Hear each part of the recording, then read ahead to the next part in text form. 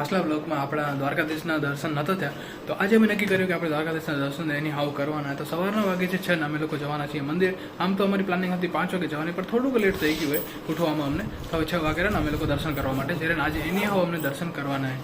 બાકી હું હર્ષદ ને રેડી થઈ ગયા અહીં. બાકીમાં વિશાલ હે અને રાજ એને તૈયાર થવામાં હજુ ટાઈમ લાગેલું થોડુંક.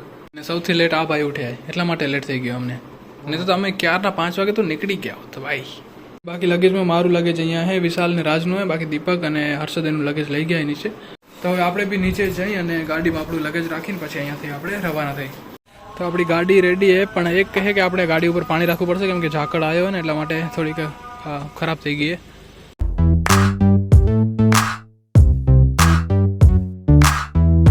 તો જ અમારા લોકોના બધાના થયેલા અહીંયા આવી ગયા ને આપણી ગાડી હવે નીકળવાની તૈયારી છે ને રાજ ને જે વિશાલ હતા એ બી આવી ગયા. તો બસ હવે આપણે નીકળીએ, ઓલરેડી આપણે લેટ થઈ ગયું હોય. જય દ્વારિકાધીશ.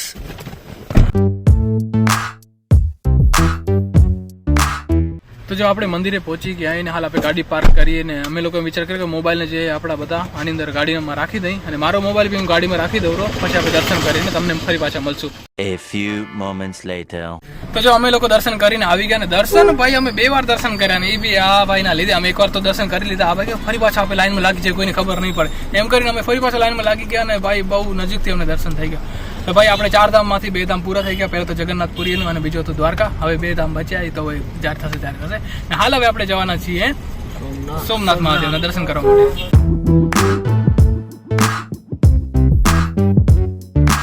दिल गलती कर बैठा है, गलती कर बैठा है दिल, गलती कर बैठा है, गलती कर बैठा है दिल, दिल गलती कर बैठा है, गलती कर बैठा. क्या होगा मेरे दिल की दिल से तौबा, दिल से तौबा मेरे दिल की दिल से तौबा, दिल से तौबा मेरे दिल की तौबा है. फिर अब प्यार दोबारा ना होगा, बोल दोबारा.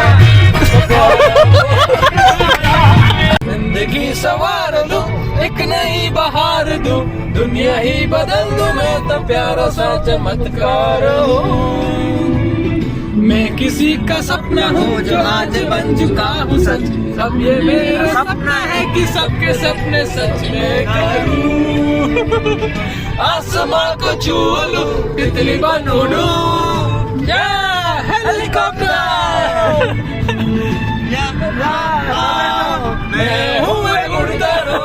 તો આપણી ગાડીએ ઘણા બધા કિલોમીટર કાપી લીધા, તો ફરી પાછી આપણે હવા ને બધું ચેક કરાવી રહ્યા. ગાડીનું ધ્યાન એને અમારા કરતાં વધારે રાખવું પડે કેમ કે જો આ બગડીને તો આપણો આખો પ્લાન બગડી જશે.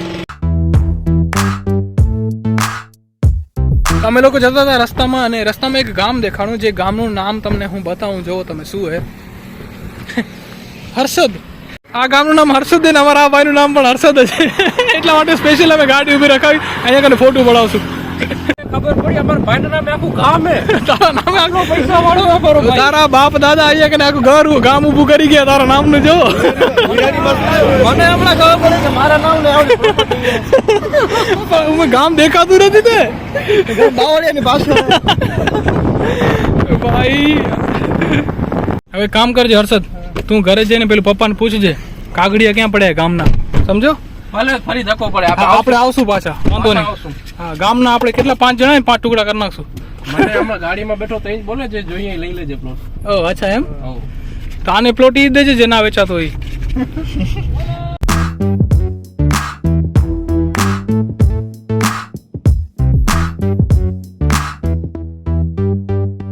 તો જો ગાડી આપણી પાર્ક થઈ ગઈ અને અમે લોકો આવી ગયા છીએ સોમનાથ મહાદેવના દર્શન કરવા માટે. અને એક વાત સારી છે કે આ જે મંદિર છે એ 24 કલાક ઓપન હોય. 24 કલાક નહીં તો બી રાતે બંધ થતું હશે ને. વિશાલભાઈ કહે કે ભાઈ બપોરે બંધ નથી થતું, તો એ સારી વાત છે. ભીડ નહીં હોય ને દર્શન થઈ જશે મસ્ત. મતલબ કે કૃષ્ણ ભગવાનને આરામ જોઈએ બપોરે, પણ મહાદેવને આરામ નથી જોઈએ તો શું, એ બપોરે બી બેઠા હોય આપણે દર્શન દેવા માટે. બાકી પાર્કિંગની ફેસિલિટી જો કેટલી મસ્ત છે. વાંધો નહીં.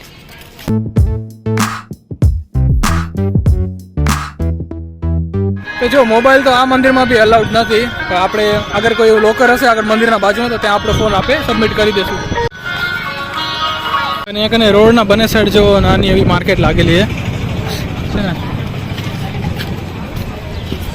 તો જો સામે છે મંદિર ને અહીંયા કાને જે છે ને આપણે ફોનને સબમિટ કરવાના હે અને આ જે વસ્તુ છે ને કે ભાઈ મંદિરના અંદર મોબાઈલ ના લઈ જવા એ મને પર્સનલી ગમે કે ભાઈ તમે દર્શન કરવા માટે આવો છો તો ભાઈ મોબાઈલની શું જરૂર છે ને અને એ બી સારું હોય કે આ જે બી લોકર છે ને એ બધા ફ્રીમાં હોય ભાઈ કોઈ પૈસા નથી જો નિઃશુલ્ક સેવા લોકરૂમ લખ્યું હોય ને અમે લોકો અમારા મોબાઈલ સબમિટ કરી રહ્યા છીએ ચલો દો ભાઈ તમારો મોબાઈલ આપો ભાઈ ચલો દો અને આપણો બી મોબાઈલ આપે રાખી દે ઘડિયાળ બી ઉતારવું પડે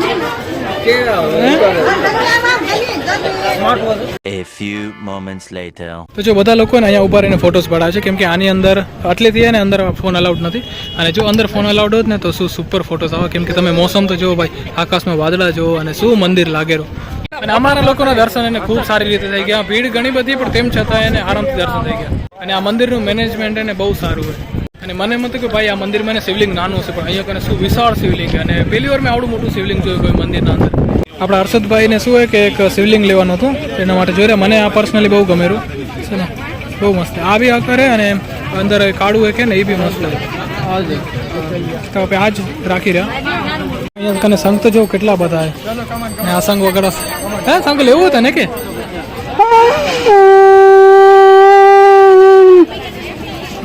સારો વાગે વગાડતે આવ્યો હતા ને એમ હા મોટું જોયું વગાડતો હતો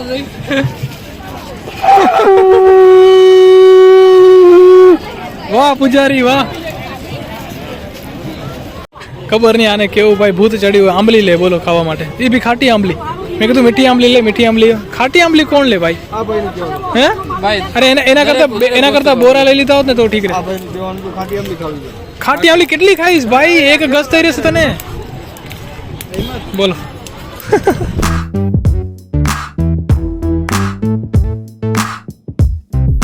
તો ચલો ભાઈ અહીંયાથી નીકળવાનો સમય થઈ ગયો છે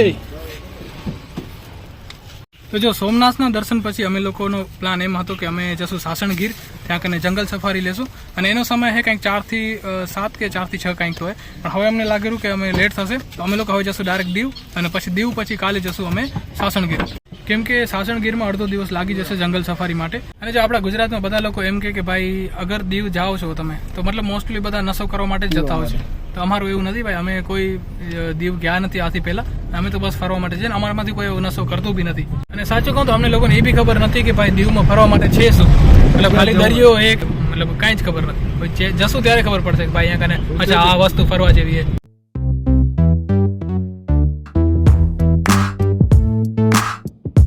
તો જો દીવ પહોંચવાથી પહેલાં અમે લોકો એક સ્ટોપ લીધો જમવા માટે પણ થોડુંક લેટ થઈ ગયું 3:45 વાગી ગયા અને મને એમ લાગેલું કે દીવ જશું એટલે ધક્કો તૂટશે કેમ કે પહોંચશું ત્યાં સુધી સાંજ થઈ જશે અને ફરવા જેવું હશે એ તો બધું ક્લોઝ થઈ જશે મતલબ ચર્ચ છે મેં ગૂગલમાં સર્ચ કર્યું તો ચર્ચ છે ફોર્ટ એ તો બધું બંધ થઈ જશે ભાઈ 6-7 વાગે તો કરવાનું શું મારા ફ્રેન્ડ લોકોનું કહેવાનું એમ કે ભાઈ આટલે સુધી આવ્યા અહીં તો આંટો મારતા આવીને દરિયા બરિયા આવે તો ત્યાં ફરી લેશું મતલબ એમ થાય કે અમે લોકો દીવ ફરી હોય અને જો આજે જમવામાં આપણે ગુજરાતી થાળી મંગાવીએ જેની અંદર આ બટેકાનું શાક છે આ દાળનું હોય અને આ ઊંધિયું હોય અને સાથે શ્રીખંડ તો અમારા લોકોનું જમવાનું તો થઈ ગયું હોય પણ હું હજી કન્ફ્યુઝ હોઉં કેમ કે વાગી ગયા 5:30 અને હવે અહીંયાથી દીવ થાય છે કંઈક 80 કિલોમીટર પહોંચતા થઈ જશે રાત પછી દીવમાં કરશું શું અમે અને મને અંદરથી 99% ખાતરી એમ થાય રહી કે ભાઈ આપણા પૈસા તૂટવાના છે અમે લોકો આ ભાઈને પૂછ્યું હોય તો આ ભાઈનું કહેવાનું એમ કે ભાઈ તમે એને અગર રાત રોકાવો છો ને તો તમારા કામનું હોય દીવ તાકી તમે બીજે દિવસે એક્સપ્લોર કરી શકો બાકી જો તમે હમણાં જશો ને ભાઈ ખાલી રાત નહીં રોકાવાનો તો કાંઈ મતલબ નથી જવાનો અમારો તો પ્લાન રાત રોકાવાનો છે પણ એક છે કે ભાઈ આપણે આમ તો કાલ સવારના ગીર નીકળી જવાના હતા પણ હવે અમે ગીર નહીં નીકળી અને પ્લાન કરશું કે ભાઈ દીવ રોકાઈ જાય કાલે મતલબ કાલ બપોર સુધી રોકાય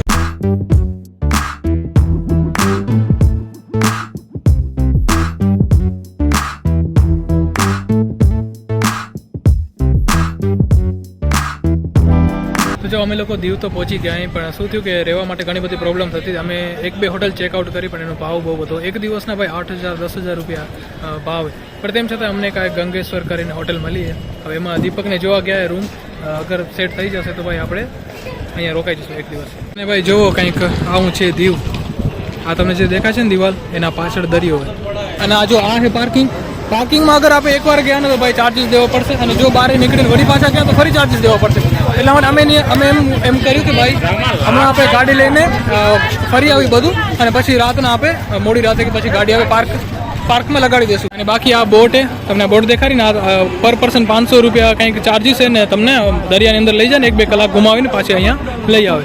અને આ જે ઇન્ફોર્મેશન એ મને હોટલવાળા પાસેથી જ મળી કે ભાઈ અહીંયા કને આવી એક સુવિધા છે, મતલબ તમે રાત્રે અગર કાંઈ એક્ટિવિટી કરવી તો તમે કરી શકો છો. જો તમને એક સાચી વાત કહું કે મારા તરફથી, મતલબ આપણે દીવ સાંભળીને, દીવનું નામ અગર સાંભળી તો કેવું લાગે કે ભાઈ દીવ શહેર એકદમ મસ્ત હશે, ચકાચક હશે. પણ મને પર્સનલી જોઈને એમ લાગ્યું કે ઉજળ શહેર ના હોય, મતલબ કોઈ રહેતું ના હોય ને એકદમ ખરાબ ખંડેર શહેર થઈ ગયું હોય. મને પર્સનલી એવું લાગ્યું, મને મજા નથી આવતી. તો જો અમે દીવમાં એક ચક્કર માર્યો અને અમને 2 વસ્તુ ગમી. એક તો આ તમને હોટલ દેખાય ને મારી પાછળ એ, અને બીજું એક આ કિલ્લો જે આપણે કાલે એક્સપ્લોર કરવાનો હોય કાલ સવારે. આ છે દીવ ફોર્ટ, અને હાલ તો હવે એન્ટ્રી બંધ હશે, તો કાલ સવારના આપણે જશું. બાકી દેખાવામાં તો સરસ લાગે છે. શું કે ભાઈ દીવમાં આપણે મજા એટલી આવતી નથી મને, અને દીપકને બી એટલી ખાસ મજા આવતી નથી. મેં તમને પહેલે બી કીધું હતું, હોટલમાં હવે બપોરે જમે ને તારે જ મને એમ લાગ્યું ભાઈ 6 સેન્સ કહેતી હતી મારી કે યાર કાંઈક તો થવાનું યાર. પણ જોયું પણ જ્યાં સુધી આપણે જોઈને ત્યાં સુધી થોડી ખબર પડે કે ભાઈ દીવ આટલું બધું સારું હોય કે કેવું હોય કે.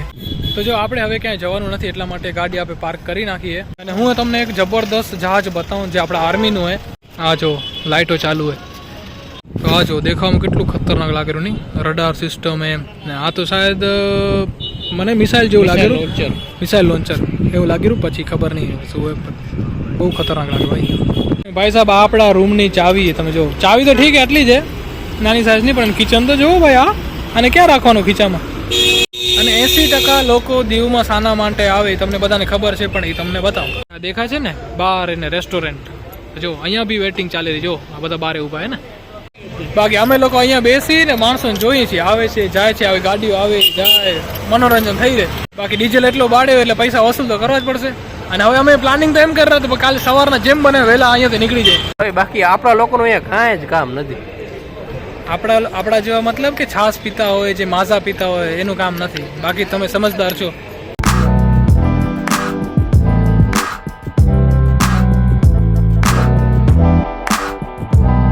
તો જો રાતના કંઈક વાગેરા 9:30 ને અહીંયા કને ઘણા બધા નાસ્તાના ઓપ્શન ને જમવાનું બી મળી રહ્યું.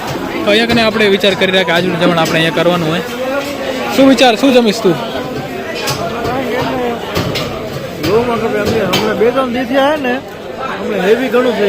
એ તો બપોરે તો દેશી ખાતો છે, ગુજરાતી થાળી તો ખાધી બપોરે. તો જો અહીંયા કને જે મળે દેશી એવું કંઈક કામ કરીએ, આપણે પાઉંભાજી મંગાવીએ બધા માટે. શું કરો? પાઉંભાજી રાખી ભાઈ. તારો શું વિચારે? નાસ્તો જમવામાં શું લેશે? પાઉંભાજી લઈ લે એમ કહું, હાલશે ને? ચલો લે, ચલો.